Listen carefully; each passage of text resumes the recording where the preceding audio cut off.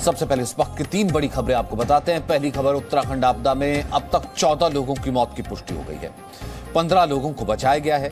अब भी 170 लोग लापता हैं। दूसरी खबर, राष्ट्रपति के अभिभाषण पर प्रधानमंत्री मोदी आज राज्यसभा में जवाब देंगे। कृषि सुधारों पर सुबह 10:30 बजे बयान दे सकते हैं। तीसरी खबर, लाल किले पर तिरंगे के अपमान के विरोध में कनाडा के तिरंगा यात्रा निकाली गई है। वैंकूवर में जय जवान जय किसान के नारे भी लगे हैं।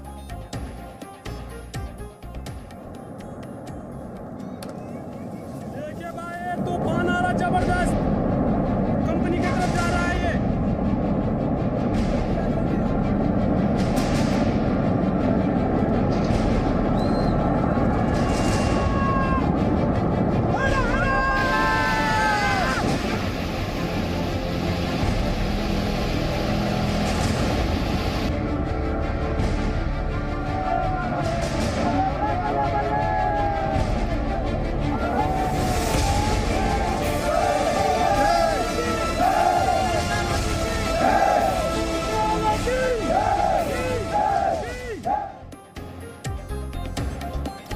तो उत्तराखंड में आई त्रासदी के बाद बचाव दलों का हौसला देखते ही बन रहा है। देश के देवदूत दिन रात बचाव अभियान में लगे हुए हैं। जानकारी के मुताबिक अब भी 170 लोग लापता हैं। हालांकि नदी के पानी के बहाव की रफ्तार धीमी हो गई है। लोगों को लगातार टनल से निकाला जा रहा है। यानी बचाव दल हर मुमकिन कोशिश कर रहे हैं ताकि ज्यादा से ज्यादा लोगों को बचाया जा सके। जनहानि कम से कम हो। सारा देश आज उत्तराखंड में जारी रेस्क्यू के साथ खड़ा है। और इस वक्त जो तस्वीरें ये देखिए आप, रात भर रेस्क्यू चलता रहा, कल देर शाम तक रेस्क्यू चलता रहा, लोगों को बचाया जाता रहा। अब भी रेस्क्यू की तस्वीरें देख रहे हैं आप। वहाँ टनल के पास आईटीबीपी के जवान लगे हुए हैं। बड़े बड़ी जेसीबी मशीनों के साथ वहां से मलबे को हटाया जा रहा है। जहां बड़े पत्थर आ गए थे उसे हटाया जा रहा है, काटा जा रहा है। Hello hello hello. अब तक 14 लोगों की मौत की खबर है। 170 लोग लापता है। आईटीबीपी के जवान रात से ही लगे हुए हैं रेस्क्यू में। ये चमोली की तस्वीरें इस वक्त। एक से बढ़कर एक चमोली में रेस्क्यू की कहानी, एक से बढ़कर एक रेस्क्यू की तस्वीर सामने आई है। जिस तरीके से देवभूमि में देवदूतों ने लगातार साहस के साथ रात भर डटे रह करके एक एक जान बचाई है। एक एक तस्वीर जो है वो अपने आप में एक कहानी कहती है। आईटीबीपी के जवान लगातार लगे रहे। और सुबह ये देखिए पहली तस्वीर, इस वक्त जेसीबी और बाकी बड़ी मशीनें मौजूद हैं। मलबा हटाया जा रहा है। टनल के पास है, चमोली की तस्वीर है। हेलो।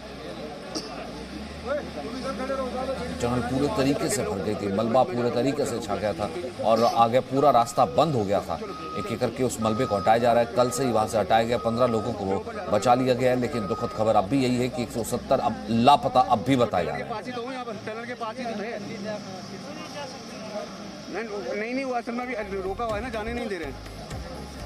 तो आईटीबीपी जवान रात से ही लोगों के रेस्क्यू में लगे हुए हैं। चमोली हादसे के बाद से गंगा किनारे इलाकों में अलर्ट जारी कर दिया गया है। हालांकि फिलहाल राहत की बात यह है कि पानी नीचे तक पहुंचा है। उस पानी की रफ्तार अब थम गई है। पानी का करंट कम हो गया। आईटीबीपी के जवान रात से ही लोगों के रेस्क्यू में लगे हुए हैं।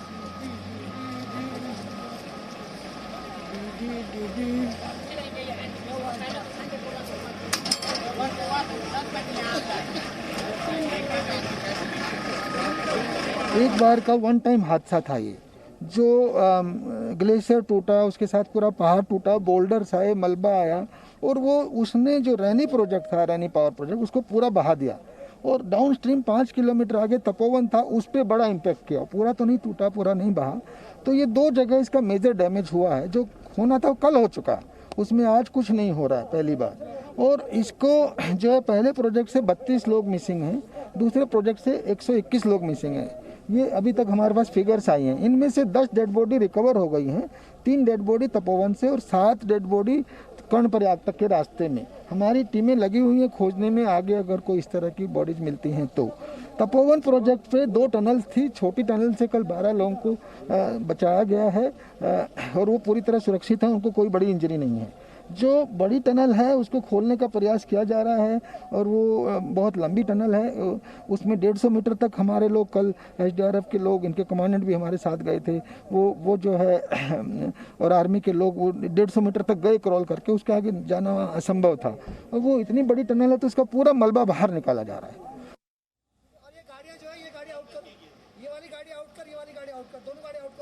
तो ये देखिए किस तरीके से लगातार मुस्तैदी से लगे हुए हैं और कल रात भर लगे रहे आईटीबीपी के जवान। और आईटीबीपी ना अगर होती तो ये हादसा और बड़ा हो सकता था। जिस तरीके से बता रहे हैं आईटीबीपी के जवान और जो बड़े अधिकारी कि जिस वक्त ग्लेशियर फूटा उसके बाद वो पूरा बड़ा पहाड़ अपने साथ बहा करके नीचे ले आया, जिसमें गर्डर भी मौजूद थे, पहाड़ भी मौजूद थे, पत्थर भी मौजूद थे, बहुत बड़ा मलबा, और नीचे जो रैनी प्रोजेक्ट था उसे वो बहाता लेकर के चला गया। तपोवन बांध था वो भी उसको सहन नहीं कर पाया। ऐसे में काफ़ी मजदूर मौजूद थे जो कि या तो मलबे में साथ बह गए, लापता हो गए। 15 से ज़्यादा मजदूरों को निकाल लिया गया है। फिलहाल 170 अब भी लापता बताए जा रहे हैं। लेकिन एक एक जगह से, एक एक जिसे कहते हैं एक एक साइड से लगातार ये जवान लगे हुए हैं मलबे को हटाने के लिए। और उम्मीद की किरण लगातार बाकी है कि अब भी रेस्क्यू करके निकाल लिया जाएगा जो मिसिंग है।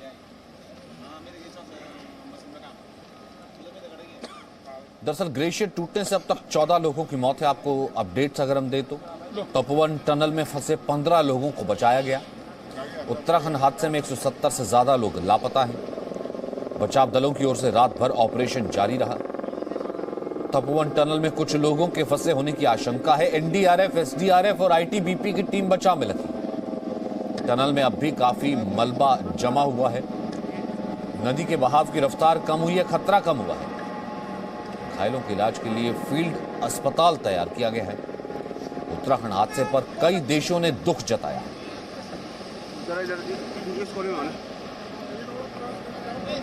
अच्छा वो आगे वाले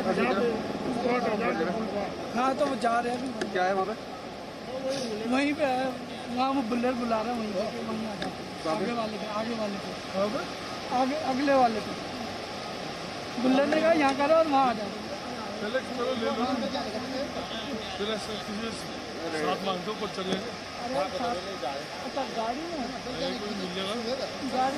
इस वक्त जोशीमठ हम आपको सीधा लिए चलते हैं। मनीष हमारे साथ मौजूद है, मनीष शुक्ला, साथ ही साथ कृष्ण मोहन मिश्रा मेरे दूसरे सहयोगी भी मौजूद हैं। सबसे पहले मनीष आपका रुख करना चाहूंगा, आप उस जगह पर पहुंच चुके हैं, साइट पर पहुंच चुके हैं। जोशीमठ से ही वो हमने देखा था, कल वो तस्वीर आ रही थी, सैलाब गुजर रहा था, थोड़ा सा वहां पर बताइए और अब तक क्या इस वक्त अपडेट इन्फॉर्मेशन है।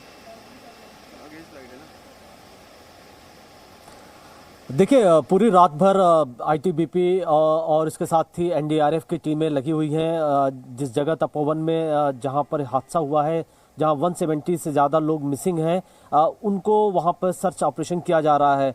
और सचिन, जितना जल्दी अगर मलबा हटाया जाएगा उतनी अच्छी खबर आएगी, क्योंकि जितना डिले होगा वो खबर अच्छी नहीं होगी। और ये बात आईटीबीपी जानती है। कल भी हमने देखा कि उन्होंने कई लोगों को, करीब 12 लोगों को मलबे के अंदर से निकाला। 8-10 फीट मिट्टी के नीचे लोग दबे हुए हैं। पूरा अचानक जिस तरीके से ग्लेशियर के बाद जो पानी का बहाव आया, सब कुछ अचानक वहाँ पर सब कुछ बह गया है।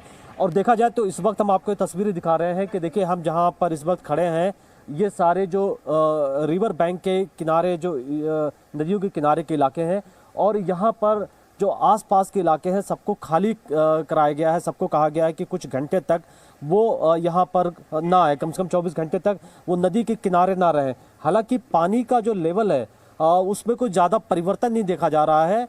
लेकिन अगर आप देखें तो चूंकि उत्तराखंड में पहले भी इस तरीके से हादसे हो चुके हैं, लोगों में एक डर है, लोगों में खौफ है। और कल जिस तरीके से हुआ, सबसे जो अच्छी बात यह है कि आईटीबीपी के यहाँ पर बटालियंस है, उनकी कंपनी है, जोशीमठ में बहुत बड़ा उनका सेंटर है। और ऐसे में जो फर्स्ट जो रिस्पॉन्डर रही आईटीबीपी, वो तुरंत वहाँ पहुँच गई उस जगह तपोवन में जहाँ पर लोग मिसिंग थे।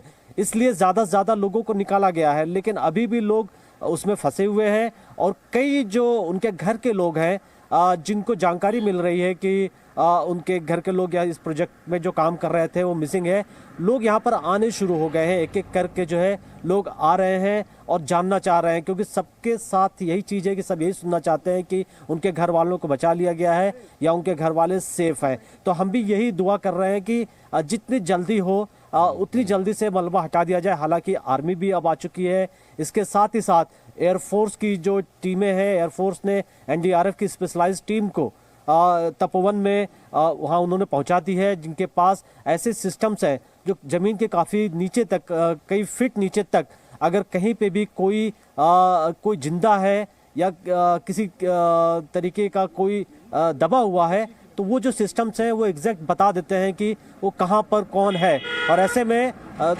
उसी जगह मलबा हटाने की कोशिश की जा रही है जहां लोग दबे हो सकते हैं। तो यही है सचिन की कुछ घंटे काफ़ी इंपॉर्टेंट है और देखने की बात है कि किस तरीके से रेस्क्यू ऑपरेशन कितनी तेज़ी से किया जा रहा है। हालांकि एक अच्छी बात यह है कि मौसम बिल्कुल साफ है, 2 दिनों तक कोई बारिश की यहाँ पे कोई अलर्ट नहीं है, इसलिए किसी तरीके का ऑब्स्ट्रक्शन नहीं है। जो भी एनडीआरएफ है, आईटीबीपी है, जो रेस्क्यू ऑपरेशन कर रहे हैं, और ये एक अच्छी खबर। अगर आप देखें तो धूप निकली हुई है, मौसम बिल्कुल क्लियर है, और ये एक अच्छे संकेत है कि लोगों को जितनी जल्दी है उतनी जल्दी से काम भी हो रहा है कि लोगों को उस जगह से निकाला जाए।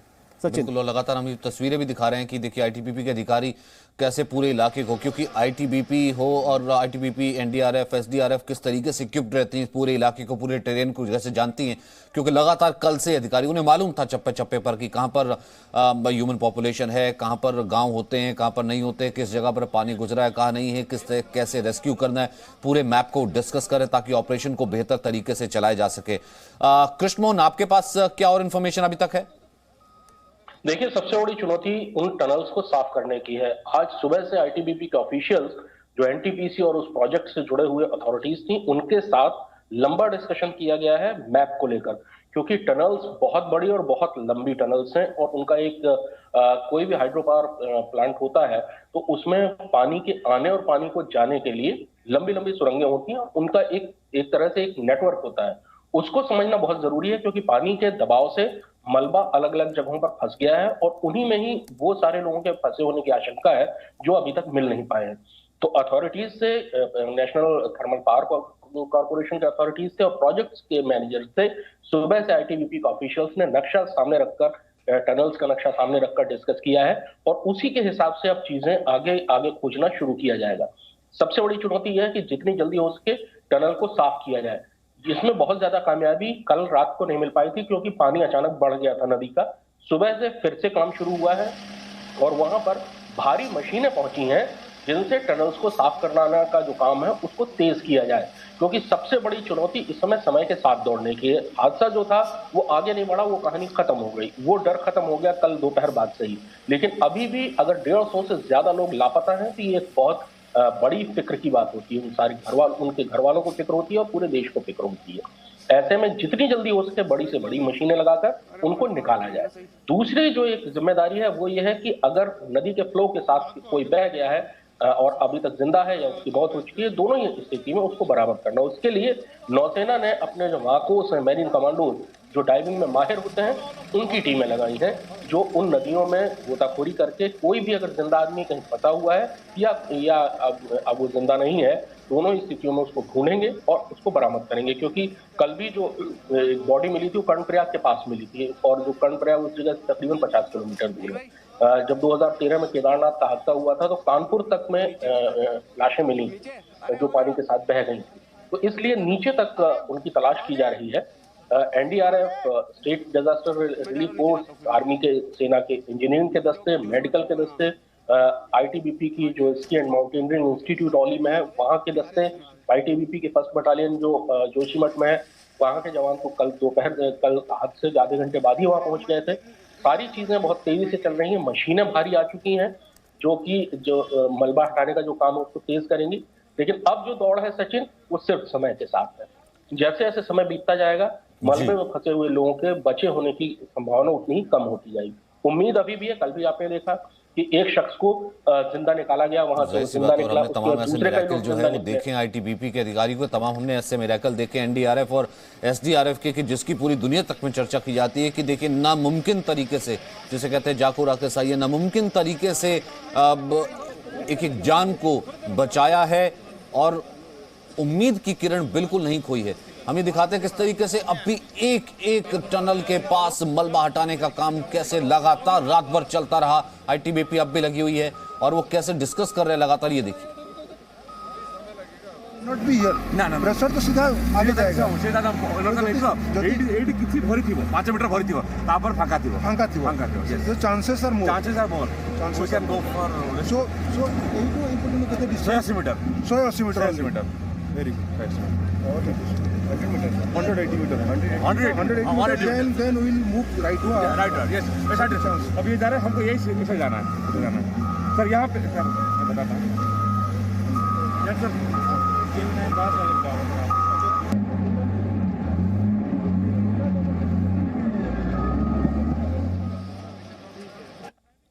ठीक है मनीष, हमने देख रहा है कि, और ये तो हमेशा ताकत है आईटीबीपी की, कि जब तक ऑपरेशन खत्म नहीं हो जाता, जब तक एक एक व्यक्ति, भले वो क्या कहते हैं, हम तो ये कहते हैं कि हर आदमी यहाँ पर जिंदा होगा, हर आदमी जो है यहाँ पर बचेगा, लेकिन जब तक एक एक जो है मिसिंग के बारे में पता नहीं लगा लिया जाता, तब तक आईटीबीपी और ये ऑपरेशन खत्म होता नहीं है। हमने लगातार इस तरह के ऑपरेशंस देखे हैं। यहाँ जहां पर आप खड़े हैं वहां से कितनी दूर है जहां ऑपरेशन चल रहा है, और जो दूसरा अलर्ट था कि पानी जब नीचे पहुंचेगा वो करंट का एक खतरा भी है, वो क्या टल चुका है?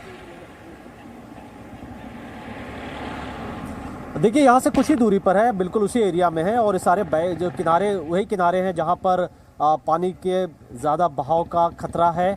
इस वक्त की अगर आप बात करें तो पानी में ज़्यादा अंतर नहीं आया है, पानी का लेवल कुछ खास फर्क नहीं पड़ा है, क्योंकि कल जब जिस तरीके से ग्लेशियर के बारे में जानकारी आई, पानी के बारे में कहा गया कि पानी का लेवल बढ़ सकता है, और 2013 में देखा जाए तो ठीक इसी तरीके की चीज़ें हुई थी, जब अचानक वाटर का लेवल काफ़ी ज़्यादा बढ़ गया था और इतनी तेज़ी से पानी आया था कि लोगों के जो घर थे, उनके होटल से या तमाम जो नदियों के किनारे उनके रहने की जगह है, वो सब कुछ बर्बाद हो गया था। लेकिन उसके बाद से जो एनडीआरएफ है और आईटीबीपी है, उन्होंने काफ़ी अपने आप को यहाँ फोकस किया, क्योंकि इस बात को लेकर के पहले से ही उत्तराखंड में काफ़ी ज़्यादा लोग अलर्ट हैं कि भविष्य में भी अगर ऐसा खतरा आता है तो उसको कैसे रोका जाए, कैसे उसको संभाला जाए, किस तरीके से लोगों की मदद की जाए।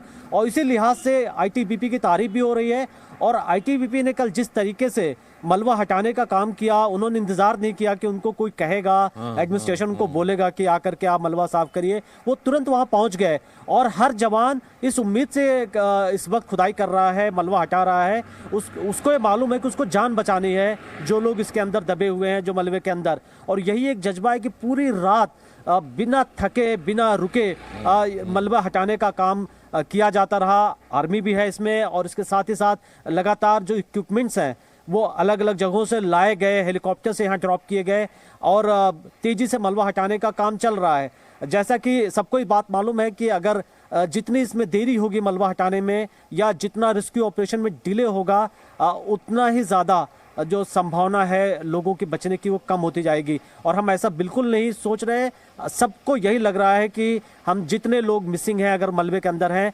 उनको बिल्कुल निकाल लिया जाएगा सुरक्षित। लेकिन एक बड़ा कंसर्न ये है कि जो लोग बह गए हैं पानी में, वो उनको लेकर के वो इस वक्त जो है रेस्क्यू ऑपरेशन चल रहा, वो चिंता की बात है, क्योंकि अभी तक कोई अच्छी खबर नहीं आ रही है। जो लोग पानी के बहाव से बहुत बहुत शुक्रिया फिलहाल मनीष आपका और कृष्ण मोहन आपका। Presenting B News app, available on Google Play and App Store. Download it now.